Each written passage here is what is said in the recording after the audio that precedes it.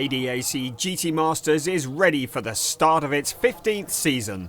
The opening weekend of the German GT Championship starts as usual in Oschersleben. In addition to the supersports cars of the GT Masters, the ADAC TCR Germany and the GT4 Germany will also be on the grid. Pole position for the first race of the season belongs to that man there. It's Raffaele Marciello with David Jahn alongside and Riccardo Feller third on the grid. It's a clean start from all of the drivers and it's Raffaele Marciello who leads the field into the first turn. The hotel corner, notoriously difficult, but Raffaele Marciello is well ahead and David Jahn is coming under attack from Riccardo Feller, and David Jahn going wide and dropping back around that hotel corner. Side by side in towards turn 4. It's Jahn on the left and Feller on the right, and behind Mirko Bortolotti also ready to pounce. Riccardo Feller has found a route through. Now look at the background, you can see Nick Yellowly in the Schubert BMW, and he is also going to be challenging. This is not the way that our front row starter was hoping this race would go, falling back into the clutches of the field, while at the front Raffaele Marciello continues to move away. Nick Yellowly, this is the view from on board. He moves to the inside of David Jahn. They race along towards the shell curve, under braking, bouncing off each other slightly, but Nick Yellowly is through and into 4th place. Yeah, in the beginning was good, as you said. I had a very good start. I could defend P2, which was nice. But then I struggled a bit with understeer with the car, so it was hard to keep the guys behind. There was very good guys behind me, so yeah, I had to let them through. This is Florian Spengler on the hotel turn. He's got it all wrong across the curbs and out wide. That's allowed Daniel Karvitz through and into 21st position. Let's take another look at that. You can see that Spengler comes off the pit straight, brakes late and goes wide. He bumps across the curbing and Karvitz goes through, and there's also Rolf and Eichen. There's our leader Raffaele Marciello, Riccardo Feller in 2nd, Mirko Bortolotti in 3rd and Nick Yellowly in 4th. David Jahn stabilised a little bit in 5th place. We're riding on board with Mikael Ammermuller. He's all the way down in 11th place and trying to find his way forwards after a difficult qualifying session this morning. But here he comes through the field on the inside of the KUS Team 75 Bernhard Porsche, and that's been driven by Christian Engelhardt. Ahead of him next, it's Robert Renauer, also in a Porsche, so it's Porsche v Porsche v Porsche. And look at that, there's rain on the camera lens. The rain is coming down and the cars are going wide. That's David Jahn getting it all wrong in Hasseröder. He goes into the gravel trap but somehow escapes. This is going to scramble the field up. You can see Jahn dropping down the order after that little excursion. This is the fight for P11. It's Jeffrey Schmidt in the Callaway's competition Corvette coming under immense pressure from Klaus Bachler in the Precoat Herberth Motorsport Porsche, giving him a little nudge into the corner, saying to Jeffrey Schmidt, come on, hurry up, I want to get through. Igor Veliko in the Team Zakspeed Mercedes is coming under loads of pressure from Kim Louis Schramm. The rain is coming down, the track is slippery and they're all struggling for traction. That's Jeffrey Schmidt and Klaus Bachler having a little wobble coming out of the corner and bouncing off each other. 3 abreast along the pit straight, riding on board with Tim Zimmerman. That looks like Charles Witt that might have got through. Igor Veliko under intense pressure from Kim Louis Schramm. They make contact again and Veliko goes wide, keeps it out of the gravel. Traction really is difficult and now Lucas Stoltz getting involved. But Veliko and Kim Louis Schramm both going wide. That's Engelhardt in the background as well, doing a little bit of rallycross. He keeps his toe planted on it across the pit lane, rejoins, somehow keeps the car out of the gravel trap. The pit stop window is open. Every car will need to come in for a mandatory pit stop and driver change, and this is our leader coming in, Raffaele Marciello, and also in the background, Mirko Bortolotti coming in. So this is 1st and 2nd into the pits. There's Maxi Book who's getting ready to take over driving duties from Raffaele Marciello. This is a well choreographed routine. He helps Marciello get out of the car. He puts a seat insert in because Raffaele is quite a lot taller than him, gets into the car and leaves the pit lane still in the lead. In the background you can see that Albert Costa Balboa has taken over from Mirko Bortolotti. He also rejoins the track Christopher Mies showing in second, but Albert Costa Balboa just beating him as he comes out of the pit lane. Christopher Mies does have warm tyres, but Albert Costa Balboa appears to have legs on the Audi in that Lamborghini Huracan. There's Mauro Engel, he's showing in 6th place, and behind them there's quite a fight going on between Matteo Jaminet and Dennis Marshall. Jaminet continuing Mikael Ammermuller's hard work coming through the field. It looks like there's been a bit of contact because Dennis Marshall's Audi is trailing smoke, and that's allowing Marco Holzer to get involved as well as he runs alongside Matteo Jaminet. Here's a replay, and yes, there was just the slightest bit of contact, and you can see that rear quarter bodywork fouling the tyre. On board with Matteo Jaminet, he's looking at Marco Holzer ahead of him. But at the front, it's Maxi Book who crosses the line to win race 1 of the season for the ADAC GT Masters. Albert Costa Balboa crosses the line in second, and they are well ahead of the battle for 3rd place. It's Christopher Mies, and then Jesse Krohn, Mauro Engel, Dennis Marshall and Matteo Jaminet. Raffaele Marciello congratulating his teammate. A perfect display from pole position. Feels good, to be honest. I mean, you always try to expect something good at the first race, and if it's then pole and a win, it's even sweeter. So with a maximum score from race 1 of the season, the question is, can they do it all again tomorrow for race 2? Day 2, and there's drama before the race has even started. A heavy rain shower means the track is absolutely soaked. There's Herman Tomczyk, the outgoing sports president of the ADAC, taking a look at the cars, and Matteo Jaminet, who starts this race on pole position with Mauro Engel alongside and Dries Van Tor 3rd on the grid. The cars are all being given 2 formation laps to get heat into the tyres, but as the red lights go off, it's Matteo Jaminet who leads the field across the line. Mauro Engel holding on to P2, and there's one of the KUS Team 75 Bernhard Porsches on the outside. Look at Dries Van Tor getting a slider on into the hotel corner, and that's Frank Pereira who goes spinning into the gravel trap. It looks like he's out of harm's way, but are we going to need a safety car to retrieve that Lamborghini? There's no sign of one at the moment, and the rest of the cars continue to tiptoe their way around the Hasser Road turn. Some cars going out wide and others struggling for traction. That is Marvin Kirchhofer and Marcus Winkelhock getting together, hitting the central barrier really hard. Winkelhock looks like he's got a lot of damage. Meanwhile, our leader Matteo Jaminet is coming under pressure from Mauro Engel. The Mercedes looks to have better traction, but the safety car is out. All the cars are having to reduce speed, and Matteo Jaminet holds on to that lead. So that incident on turn 1, where we saw Frank Pereira spinning into the gravel trap, is under investigation, and Marcus Winkelhock and Marvin Kirchhofer, their cars will need to be retrieved as well. Looking at a replay coming out of Hasserode, it looks like Winkelhock gets a bit of a slider on, collects Kirchhofer. The 2 cars locked together are propelled towards the barrier, and there's nothing that either driver can do about it. So with the safety car out, the car collection Motorsport Audi of Marcus Winkelhock is retrieved and put on the back of a flatbed truck. And although this event is behind closed doors, there's a few people who have managed to sneak a look at the circuit. We're back under green flag conditions, and once again Matteo Jaminet leads the way from Mauro Engel across the start-finish line with Dries Van Tor in 3rd place. Van Tor looks to be coming under pressure from Albert Costa Balboa into the hotel turn. This corner is pretty slippery when it's dry, so in these conditions the rest of the cars are having to absolutely tiptoe around. You can see how much spray there is and how poor the visibility must be. Looking back from our leader, there's Mauro Engel moving to the outside. He's alongside the leader, Matteo Jaminet, under immense pressure now from Mauro Engel. The 2 cars running side by side. The outside becomes the inside, and Mauro Engel takes the lead away from Matteo Jaminet in the SSR Performance Porsche. So with a nice clear track ahead of him, Mauro Engel can attempt to pull away from Matteo Jaminet, riding on board with Thomas Preinin in the KUS Team 75 Bernhard Porsche, and you can see how difficult conditions are.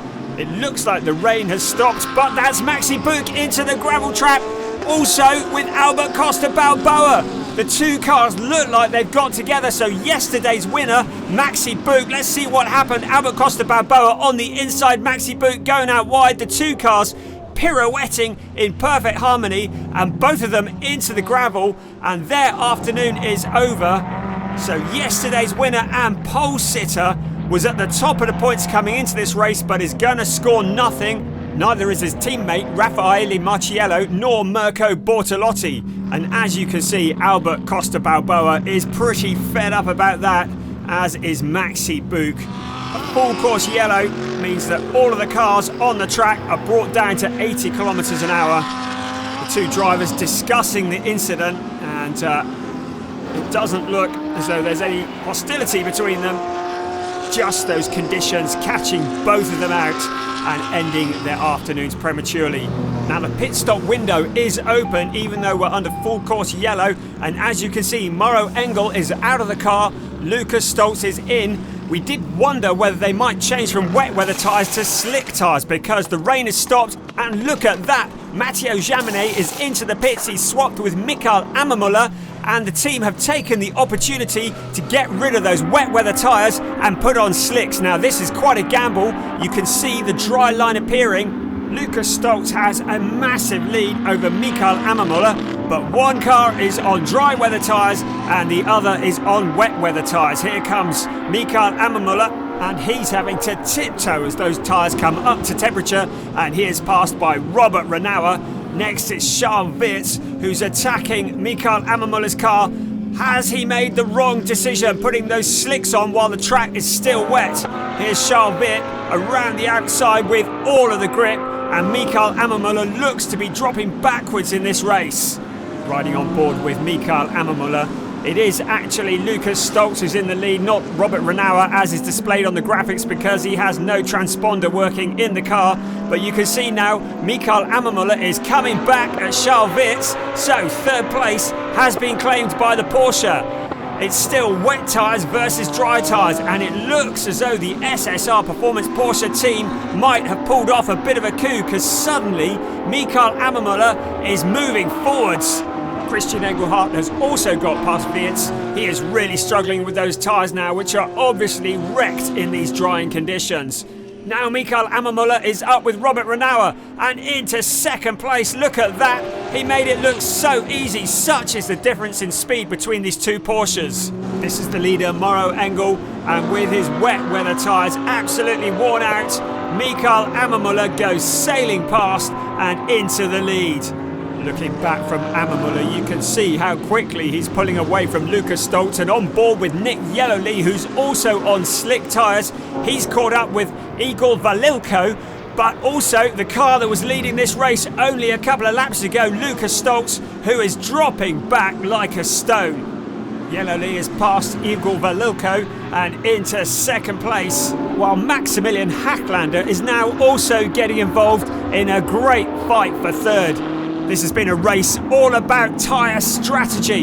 Who would move on to the slicks? Who would stay onto the wets? But it's Mikael Amamola in the SSR Performance Porsche who called it absolutely perfectly and exit turn 14 to win race 2 for the ADAC GT Masters.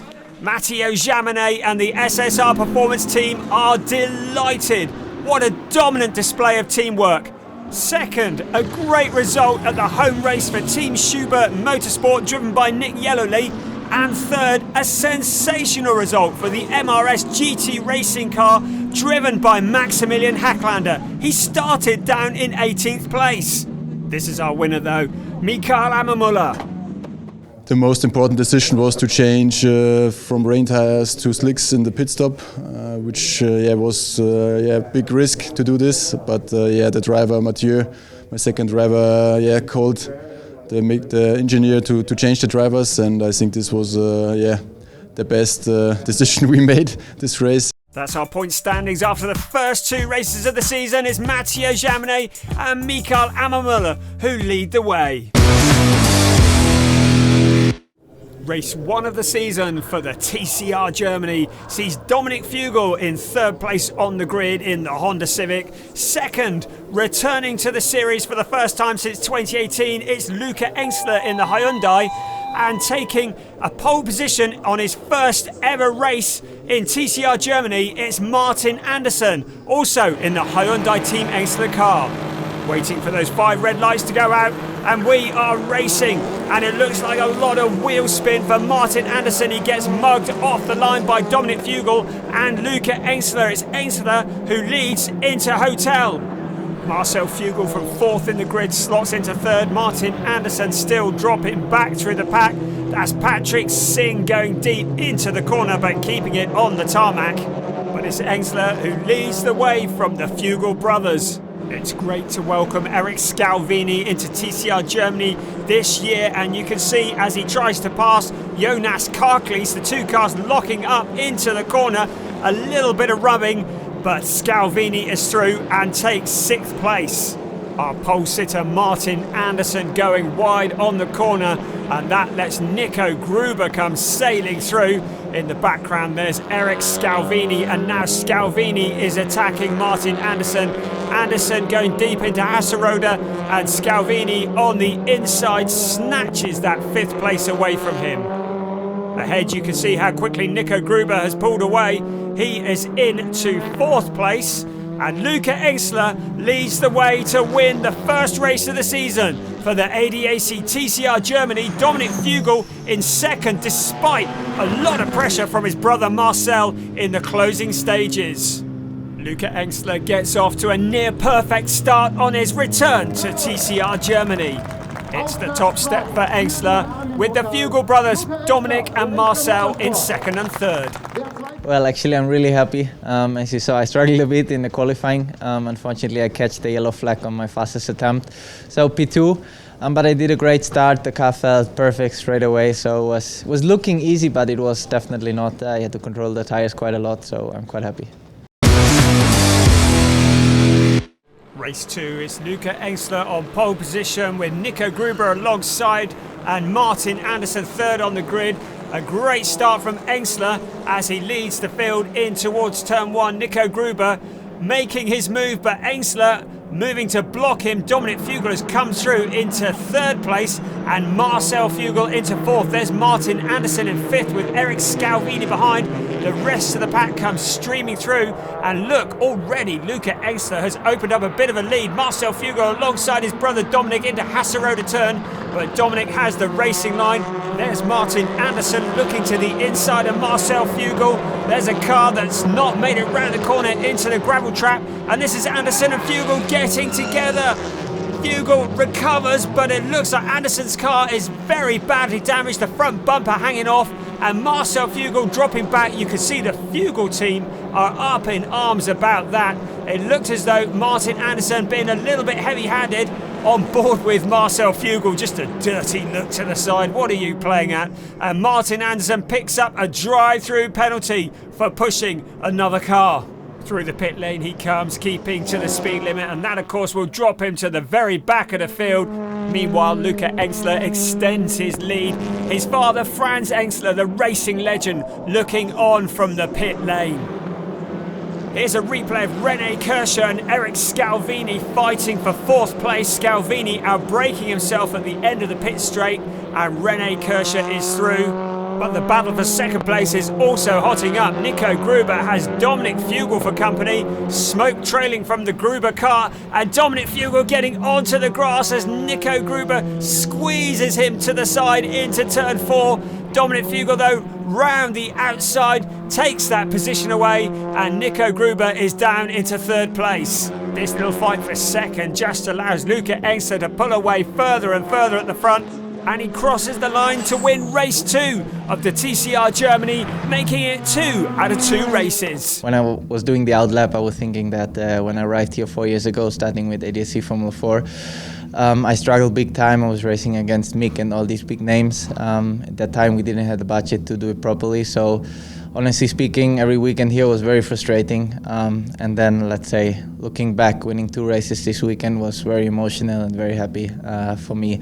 Luca Engster takes the top step of the podium, but Dominic Fugel is subsequently demoted to third place following that overtaking move on Nico Gruber.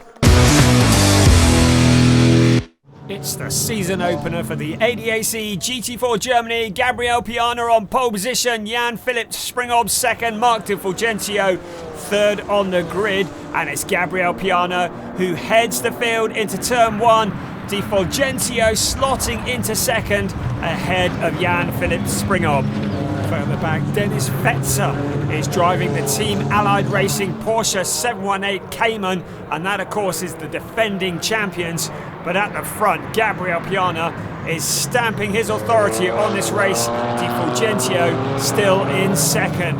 This is a great fight for ninth place. It's Fetzer and Stefan Bostangiev in the Overdrive Racing Porsche going off the track as he tries to defend that position. Behind them, Robert Haub and Daniel Schwerfelder having their own little battle for 11th. And there's a bit of rubbing there. The Zach Speed Mercedes now coming up onto Fetzer. The two cars running side by side along the pit straight. Daniel Schwerfield behind, weaving from side to side as he wants to get involved in the battle.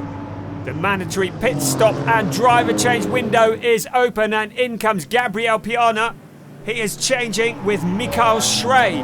Out of the pit lane comes Schrey and rejoins the race, still holding on to the lead in the Hofer Racing by Bonk Motorsport BMW. Gabriel Zhilkova has taken over from Robert Haub in the Zach Speed Mercedes and gets onto the grass in an attempt to overtake Leon Wasserthura in that Razzoon More Than Racing KTM crossbow. And that is for 5th place. But this is Tano Neumann in the Overdrive Racing Porsche at a turn 14, who spun and got stuck in the gravel, bringing out a safety car, and we're going to have a green flag for just one lap, and that lap is the last lap of the race. But there are no changes at the front. It's Mikael Schrey who wins ahead of Robin Falkenbach and Andreas Wirth, who's driving the Aston Martin for Dürr Motorsport. Yeah, what an opening. I mean, if you start a season like this, it's just perfect for the team, for the drivers, for everybody. And yeah, a perfect race for Gabi and me. Top step of the podium goes to Mikael Schrey and Gabriel Piana, Robin Falkenbach and Mark Di Fulgentio in second, with Andreas Wirth and Phil Dorr in third. Race 2 has the young Teo Noe on pole position, defending champion Nikolai Moller-Madsen second and Gabriel Zhilkova third on the grid. It's a great start for Teo Noe as he leads into turn 1, followed by Nikolai Moller-Madsen. But Mikael Schrey, the winner of race 1, is attacking the Gabriel Zhilkova Zach Speed Mercedes. The rest of the field comes streaming around the hotel turn in perfect racing conditions, but look at the lead that Teo Noe has, ahead of Nikolai Moller-Madsen, who's now under immense pressure from Gabriel Zhilkova. She's weaving from side to side, trying to find a route past the Porsche. Behind them, Mikael Schrey waiting to pounce, and there's also Andreas Wirth and Robin Falkenbach behind. The pit stop window is open and Teo Noe is in for the mandatory stop and driver change. It's Jan Marszalkowski who takes the driving seat and rejoins the race. Robert Haub takes over from Gabriela Zhilkova. Zhilkova helping Haub to get buckled up into the seat. So that's both Zach Speed Mercedes that have made their mandatory pit stops. Out comes Robert Haub and he crosses the white line on the pit exit. Now that is a rule infringement, so it might be Zach Speed 1-2 at the moment, but surely Robert Haub is going to pick up a penalty. He does. It's a 5-second time penalty for a pit stop infringement. Marszalkowski leads the way, but Gabriel Piana is now elevated up into second place, Haub down to third, and Fetzer in fourth. Look at Haub wringing the neck of that Mercedes as he tries to reduce that time deficit. But it's Jan Marszalkowski leading the way, and he has quite a gap over Gabriel Piana. Let's have a look at the clock. That gap is 10.416 seconds, and here's Dennis Fetzer coming under attack from Mark Di Fulgentio. So that's Di Fulgentio up into third place, but it's Jan Marszalkowski who sees the checkered flag first to win race 2 for the ADAC GT4 Germany. Gabriel Piana crosses the line in second place, but that second place would later become a win because Jan Marszalkowski is disqualified due to a fire extinguisher system in his car not being activated. So it's a perfect weekend for Gabriel Piana and Mikael Schrey with 2 out of 2 wins here in Oschersleben. Second, Mark Di Fulgentio and Robin Falkenbach, with Robert Haub and Gabriela Jilkova in third.